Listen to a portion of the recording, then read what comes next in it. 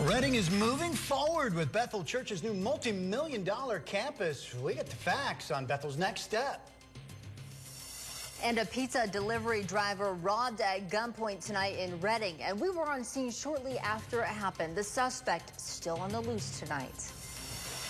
Some cyber sleuthing by an Anderson business and dogged follow-up by Anderson police nets an alleged thief. This is KRCR News Channel 7 on Fox 20. You're watching KRCR News Channel 7 on Fox 20. At 10, get the facts right. Bethel's new campus has officially been approved. Good evening and glad you're with us tonight. I'm Allison Woods. And I'm Brent Weber. The Reading Planning Commission approved by unanimous vote a $96 million campus coming to North Reading. This photo from Russell Studios and TPC Architects shows the proposed entrance and exit of the campus. Commissioner Rick Bassetti said in their presentation tonight, Bethel showed they had painstakingly and at great expense addressed community concerns, including $10 million earmarked for road improvements, as well as paying the cost of water usage. There were comments in opposition today, and if the formal appeal is made within 10 days, the matter goes to City Council. But the majority of those who spoke were in favor, which Bassetti said an expanded student body at Bethel College brings a dynamic financial engine to Reading. The project should be complete by 2019 or 20, and Bethel's lease of the Civic Auditorium, where they currently hold classes, expires in 2021. A West Side pizza delivery driver was robbed at gunpoint tonight at an RV park in South Reading. Just after 7:45, the delivery driver reported he had been robbed at gunpoint at the JGW RV park off of Riverland Drive. When Shasta County Sheriff's Office deputies responded, the delivery driver said a white man wearing a blue t-shirt and tan shorts brandished a black semi-automatic handgun and robbed him of about $200 worth of food.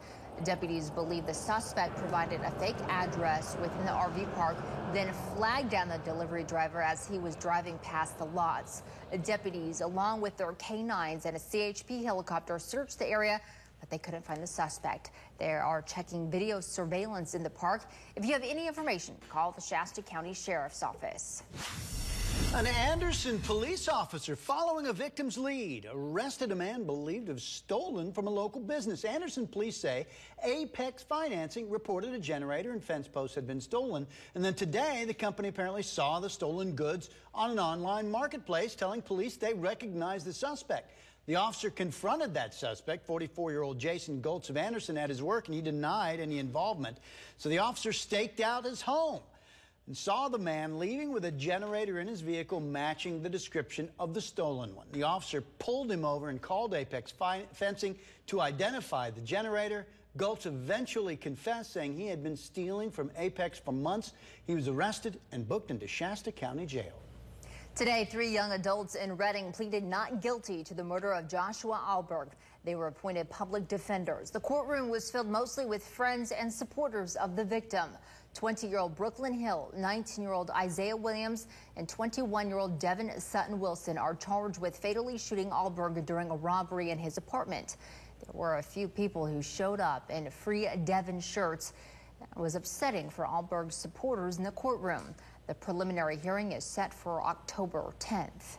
Shasta County Sheriff's deputies say this all started last Wednesday around 7 o'clock at night. Cody Wallace called 911 to report he had been robbed by Isaiah Williams and Devin Sutton Wilson.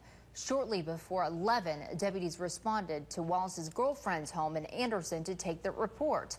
Around 11 that night, Coleman Yunt and Josh Alberg ran into Williams and Sutton Wilson with Sutton Wilson's girlfriend, Brooklyn Hill, at the Valero station on Churn Creek Road. Yunt and Alberg invited the group back to their house to smoke marijuana.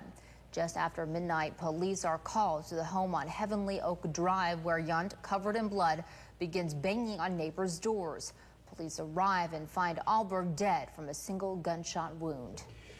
So, what happened in the hours between the robbery at the truck stop and the homicide? KRCR News Channel 7's Julia Avery spoke with the Sheriff's Department to try to fill in those blanks. After being robbed at the TA truck stop south of Reading, Cody Wallace waited 2 hours to call the Sheriff's Department. The call came in at 7 o'clock in the evening.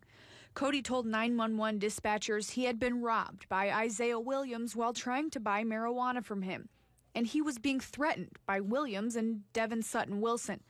It wasn't until 10:51 that a deputy responded to Wallace's call. The sheriff's department says it was a busy night with only 3 deputies on duty. Once they interviewed Wallace and his girlfriend, they worked to develop a photo lineup to confirm the identities of the suspects. Investigators say a be on the lookout, or BOLO, could not be sent out until that confirmation was complete. By 4:55 a.m., Wallace and his girlfriend positively identified Williams and Sutton Wilson from a lineup of photos. By this time, Josh Alberg had been shot and killed in the city of Reading, and the Reading Police Department notified the sheriff's office that the suspects in the robbery were the same as the ones involved in the homicide. Julia Avery, KRCR News Channel 7. We asked the sheriff's office why, when they first released information about the robbery, they only included a description. We were told that was an internal error. The suspects were already under surveillance by that time that the information was released.